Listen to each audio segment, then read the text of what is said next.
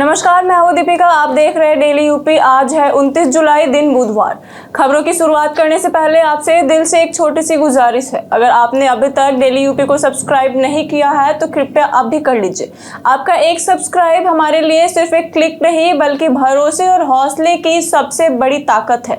यह आपका साथ हमें हर दिन तेज, सटीक और भरोसेमंद खबर आप तक सबसे पहले पहुंचाने में प्रेरणादायक बनता है। तो आइए बिना किसी देरी के शुरुआत करते हैं और जानते हैं आज की 25 बड़ी खबरों की सबसे अहम सुर्खियां जो आपके लिए जानना बेहद जरूरी है।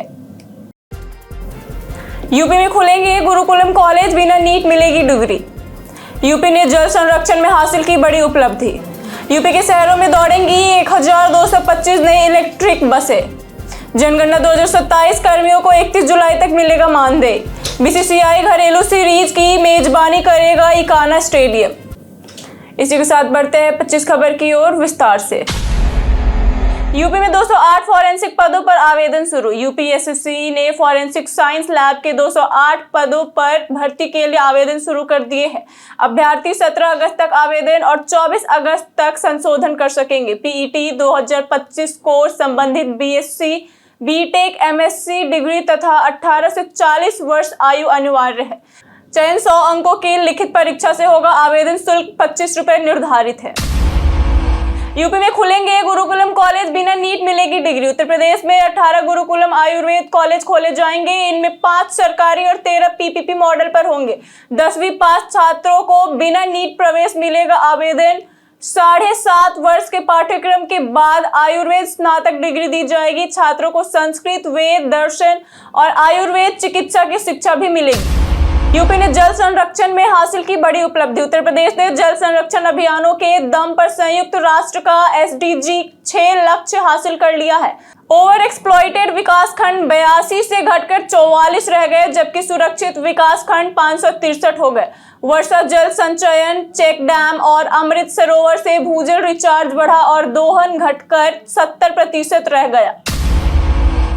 यूपी के कई शहरों में दौड़ेंगी 1225 नई इलेक्ट्रिक बसें। उत्तर प्रदेश के 18 नगर निगमों में सार्वजनिक परिवहन को मजबूत करने के लिए दिसंबर से 1225 नई वातानुकूलित इलेक्ट्रिक बसें चलेंगी।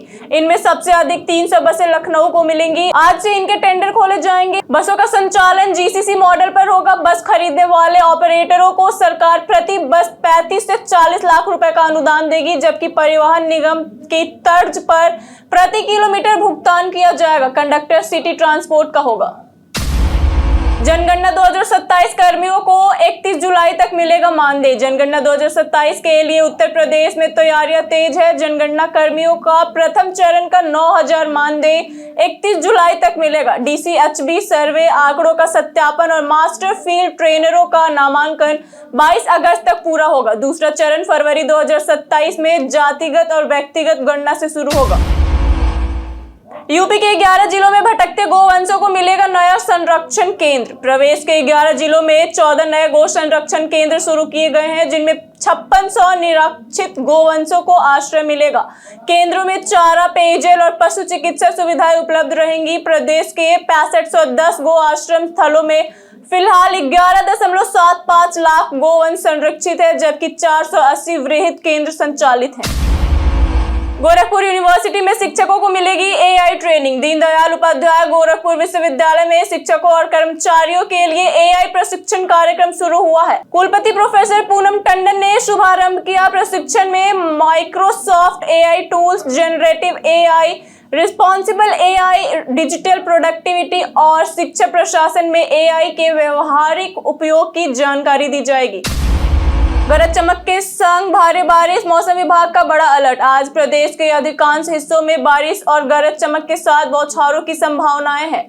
कई स्थानों पर वज्रपात और भारी से भारी बारिश का अलर्ट जारी किया गया है। दिन भर आंशिक के सामान्य बादल छाए रहेंगे। अधिकतम तापमान 32 डिग्री और न्यूनतम 26 डिग्री सेल्सियस रहने का अनुमान है। गरज चमक संग भारी बारिश, मौसम विभाग का बड़ा अलर्ट। आज प्रदेश के अधिकांश हिस्सों में बारिश और गरज चमक के साथ बौछारों की संभावना है। कई स्थानों पर वज्रपात और भारी बारिश से भी अलर्ट जारी की गई है। दिन भर आंशिक के सामान्य बादल छाए रहेंगे। अधिकतम तापमान 32 डिग्री सेल्सियस और न्यूनतम 26 डिग्री सेल्सियस रहने का अनुमान है। लोगों से सतर्कता बरतने की अपील की गई है। बीसीसीआई घरेलू सीरीज की मेजबानी करेगा इकाना स्टेडियम। बीसीसीआई की घरेलू क्रिकेट श्रृंखला के 73 मुकाबलों की मेजबानी उत्तर प्रदेश करेगा। इकाना स्टेडियम में वीनू मांकड़, विजय मंचेट सीनियर महिला T20 और महिला अंडर-23 ट्रॉफी के मुकाबले खेले जाएंगे। पहला मैच 8 अक्टूबर को आंध्र और सौराष्ट्र के बीच होगा, जबकि रणजी सहित अन्य मुकाबलों के आयोजन स्थल पर फैसला जल्द होगा। लखनऊ अयोध्या हाईवे पर बनेंगे फ्लाईओवर और अंडरपास। लखनऊ अयोध्या हाईवे पर 4 ब्लैक स्पॉट खत्म करने के लिए 130 करोड़ रुपए की परियोजना शुरू होगी। फरीदाबाद में फ्लाईओवर, ददरा और भिटरिया में अंडरपास बनाए जाएंगे। सितंबर से निर्माण शुरू होकर 1 वर्ष में पूरा होगा, जिससे दुर्घटनाएं घटेंगी और सफर तेज व सुरक्षित बनेगा। मेरठ में कांवड़ यात्रा के दौरान कई मार्ग रहेंगे बंद। कांवड़ यात्रा को लेकर आज रात 12 बजे से दिल्ली रुड़की हाईवे पर भारी वाहनों का प्रवेश बंद रहेगा। 4 अगस्त से हाईवे वन वे कर दिया जाएगा और हल्के व्यावसायिक वाहनों पर भी रोक रहेगी। दिल्ली देहरादून ग्रीनफील्ड कॉरिडोर और गंगा एक्सप्रेसवे से वैकल्पिक रूट उपलब्ध रहेंगे, जबकि कांवड़ियों का प्रवेश इन मार्गों पर प्रतिबंधित रहेगा। पुलिस ने यात्रियों से निर्धारित डायवर्जन रूट का प्लान करने के लिए अपील की है। राज्य आजीविका मिशन में वाराणसी ने हासिल किया शीर्ष स्थान। उत्तर प्रदेश राज्य आजीविका मिशन की जून रैंकिंग में प्रधानमंत्री नरेंद्र मोदी का संसदीय क्षेत्र वाराणसी लगातार दूसरे माह पहले स्थान पर रहा। अंबेडकर नगर दूसरे और बिजनौर तीसरे स्थान पर रहे। महिलाओं के सशक्तिकरण, स्वरोजगार, क्रेडिट लिंकेज, बीसी सखी उत्पादक समूह और बेहतर कार्य प्रदर्शन के आधार पर यह उपलब्धि मिली। क्या आप जानते हैं कौशांबी के गौरवशाली इतिहास के बारे में? उत्तर प्रदेश का कौशांबी प्राचीन वत्स महाजनपद की राजधानी था और भारतीय इतिहास के सबसे महत्वपूर्ण नगरों में गिना जाता है। यह बौद्ध और जैन धर्म का प्रमुख केंद्र रहा, जहां भगवान बुद्ध ने कई बार प्रवास किया था।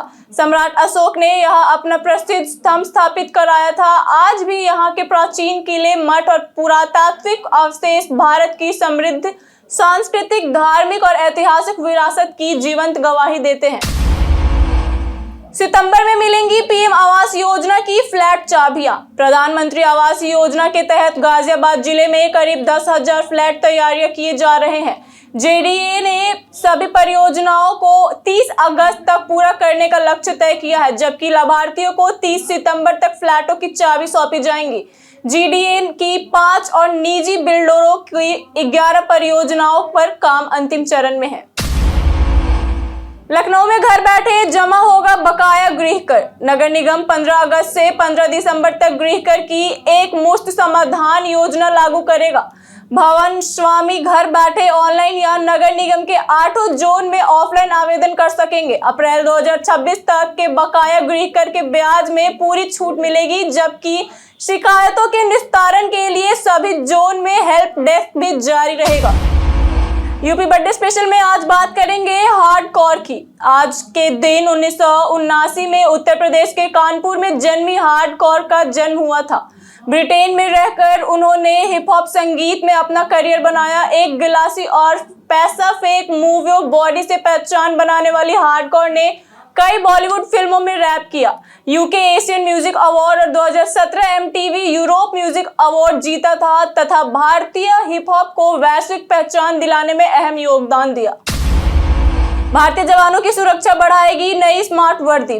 बर्फीले इलाकों में तैनात भारतीय सैनिकों की सुरक्षा के लिए डीआरडीओ की डीएमएसआरडीई और यूपीटीटीआई मिलकर स्मार्ट वर्दी विकसित कर रहे हैं। जीपीएस सेंसर और इलेक्ट्रॉनिक सर्किट से लैस यह वर्दी हिमस्खलन और बर्फीले तूफान में दबे जवानों की सटीक लोकेशन रेस्क्यू टीम तक पहुंचाएगी, जिससे बचाव अभियान तेज होगा और जान बचाने की संभावना बढ़ेगी।